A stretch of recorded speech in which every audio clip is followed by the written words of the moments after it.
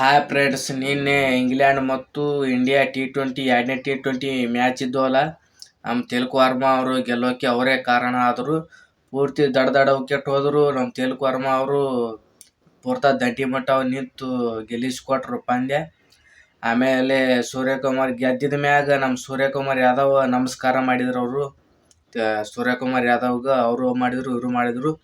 Match ಬಕ್ರಿ candidate Gautam ಗಂಭೀರ್ನು ಭಾಳ ಖುಷಿ ಆದ್ ನಾವು ಗೆದ್ದಿದ್ದಕ್ಕೆ. ಪೂರ್ತಿ ವಾಚಿಗೆ ಎದ್ದು ಬಿಟ್ಟಾನ್ರಿ ಸೂರ್ಯಕುಮಾರ್ ಯಾದವ್. ಫುಲ್ ಫಾರ್ಮ್ನಲ್ಲಿ ಅದ ನಾವು ಆಡೋದಕ್ಕೆ. ಮ್ಯಾಚ್ ಬೇಕು ಅದು ಕ್ಯಾಂಡಿಡೇಟ್ ಫುಲ್ ಪವರ್ಫುಲ್ ಬ್ಯಾಟಿಂಗ್. ಏನು ಬ್ಯಾಟಿಂಗ್, ನನಗೇನು ಹೇಳೋಕ್ಕಾಗ್ತಿಲ್ಲ. 72 ರನ್ ಹೊಡೆದ ನಾವು 55 ಬಾಲಿಗೆ. 4 ಸಿಕ್ಸ್ 4 4. ಉಳ್ಕಿದ್ದವರು ನಮ್ಮ ಸಂಜು ಸ್ಯಾಮ್ಸನ್ 5 ರನ್ ಹೊಡೆದಾರ. ಅಭಿಷೇಕ್ ಶರ್ಮಾ 12 ಹೊಡೆದಾನ. ಸೂರ್ಯಕುಮಾರ್ ಯಾದವ್ 12 ಹೊಡೆದಾನ. ಹಾರ್ದಿಕ್ ಪಾಂಡ್ಯ 7, ಸುಂದರ್ 8, ಸುಂದರ್ 26 ಹೊಡೆದಾನ. 8 ಇಲ್ಲ 26 ಹೊಡೆದಾನ. ಅಕ್ಷರ್ ಪಟೇಲ್ 2.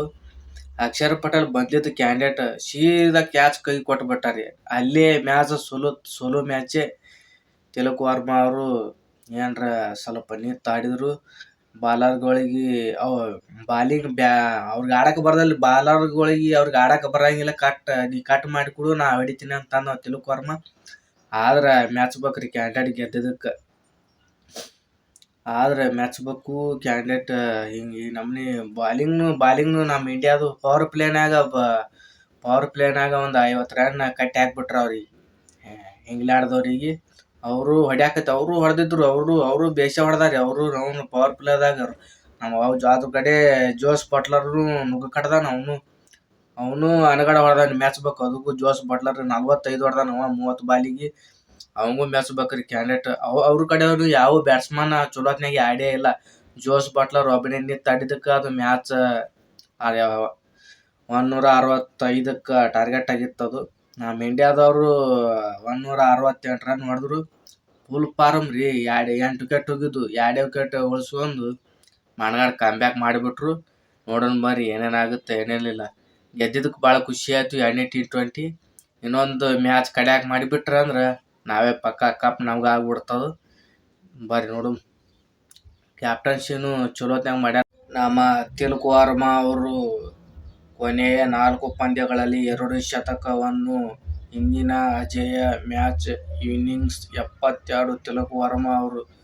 ನೋಡ್ರಿ ಅವನವನ ಗಿಂಡಿ ಕಡಲ್ಲ. ಅವನವನ ಮ್ಯಾಚ್ ಇವ್ರ ಇನ್ನಿಂಗ್ಸ್ನಲ್ಲಿ 72 ರನ್ ಹೊಡೆದಿದ್ದಾಗ ಭಾಳ ಖುಷಿಯಾಗ್ಯದ. ಅವನು ಹಾರಾಡಕತ್ತನ್ರಿ. ಅವನು ಮ್ಯಾಚ್ ಗೆಲ್ಲಿಸಿದಕ್ಕೆ ಇಂಪಾರ್ಟೆಂಟ್ ಮ್ಯಾಚ್ ಅಂತೇಳಿ ಅವನು ದಂಡಿ ಮಟನ್ ಒಯ್ದು ಆ ನಮ್ಮನೆ ಗೆಲ್ಲಿಸ್ಕೊಟ್ಟ ಮ್ಯಾಚ್ ಬೇಕು ಅವಂಗೂ.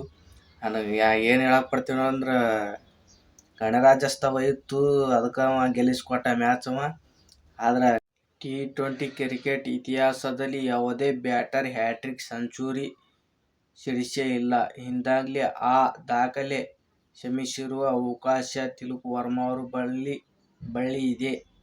ಇಂಗ್ಲೆಂಡ್ ವಿರುದ್ಧ ಮೊದಲ ಪಂದ್ಯದಲ್ಲಿ ತಿಲಕ್ ವರ್ಮಾ ಸೆಂಚುರಿ ಸಿಡಿಸಿದ್ದಾರೆ. ಹೊಸ ಇತಿಹಾಸ ನಿರ್ಮಿಸುವ ಭಾರತ T20 ತಂಡ ನಾಯಕನಾಗಿ ಹಾರ್ದಿಕ್ ಪಾಂಡ್ಯವನ್ನು ಕೆಳಗಿಳಿಸಿ ಸೂರ್ಯಕುಮಾರ್ ಯಾದವ್ಗೆ ಕ್ಯಾಪ್ಟನ್ ಪಟ್ಟ ನೀಡಲಾಯಿತು. ಇದರ ಬೆನ್ನಲ್ಲೇ ಇಬ್ಬರ ನಡುವಿನ ಒಲವು ಸರಿ ಇಲ್ಲ ಎಂಬ ಸುದ್ದಿ ಹರಿದಾಡುತ್ತಿದೆ.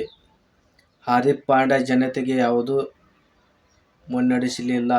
ಸಾವಿಗೊಬ್ಬರು ಉತ್ತಮ ಗೆಳೆಯರು ಎಂದು ಸೂರ್ಯಕುಮಾರ್ ಯಾದವ್ ಹೇಳಿದ್ದಾರೆ.